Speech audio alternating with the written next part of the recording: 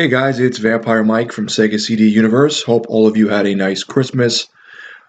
I know I did a review the other day on Silent Night, Deadly Night, which I said I really liked, and it grew on me after a watch or two, and that it's become like a Christmas horror movie I really enjoy.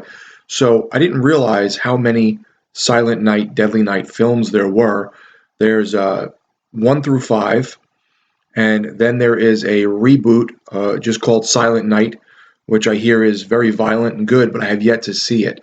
So after watching my video myself about one, I went back and watched on Vudu with ads for free 2 through 5.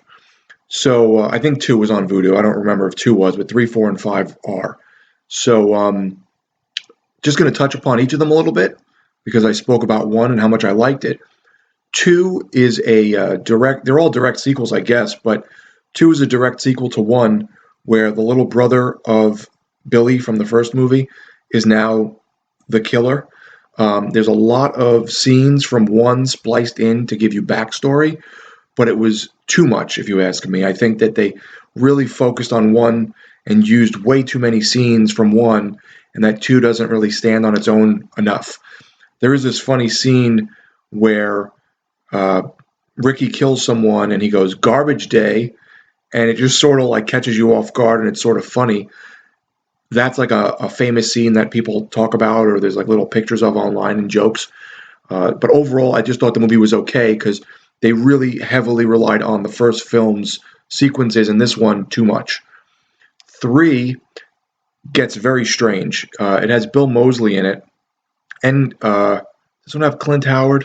One of them has Clint Howard. It might be this one. I don't remember.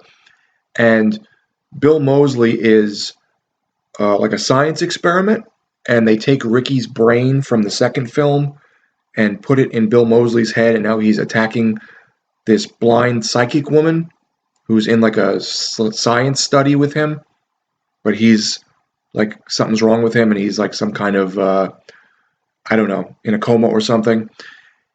It's really weird. I didn't fully grasp why he was chasing this blind deaf woman. I didn't get why he was wanting to kill just her, pretty much. His character was silent pretty much through the whole film. So I just found it to be kind of a boring character. And then going very science fiction-y with, removing Ricky's brain and implanting his brain or memories into Bill Moseley's body was just stupid. So I really wasn't a fan of 3. Though the blind deaf girl was pretty good.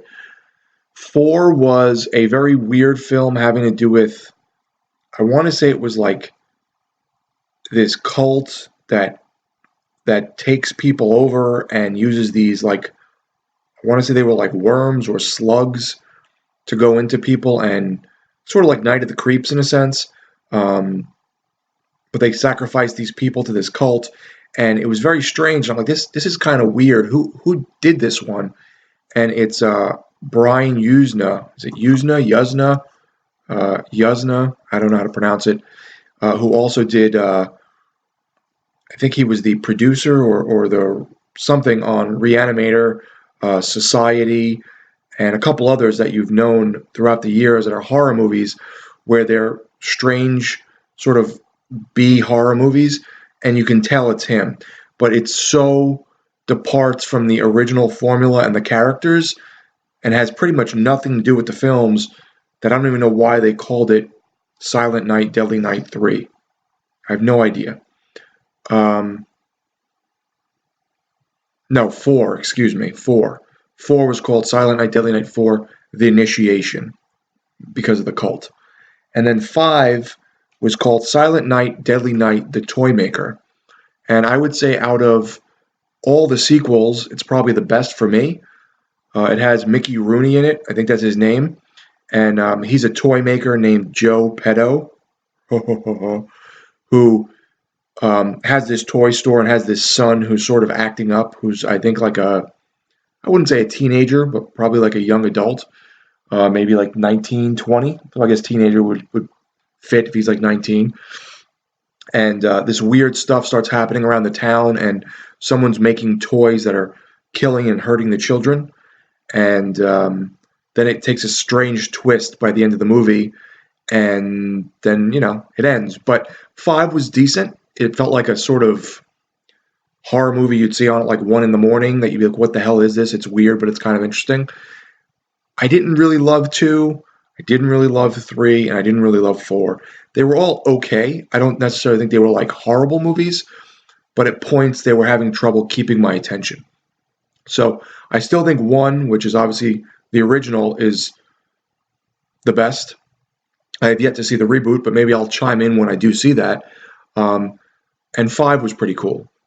But the other 3, I don't know. The Initiation might have been my least favorite, which was 4. 3 with Bill Moseley was okay, just kind of silly, and but it had some good actors in it. And 2 was the one with a lot of scenes from 1.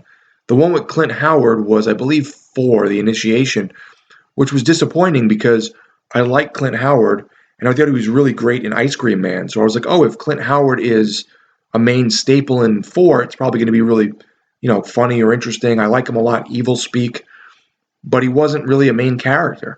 He wasn't in it a lot, so it was disappointing. But tell me, guys, what you think of the Silent Night, Deadly Night series.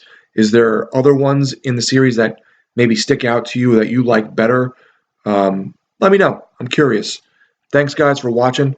It's Vampire Mike from Sega CD Universe.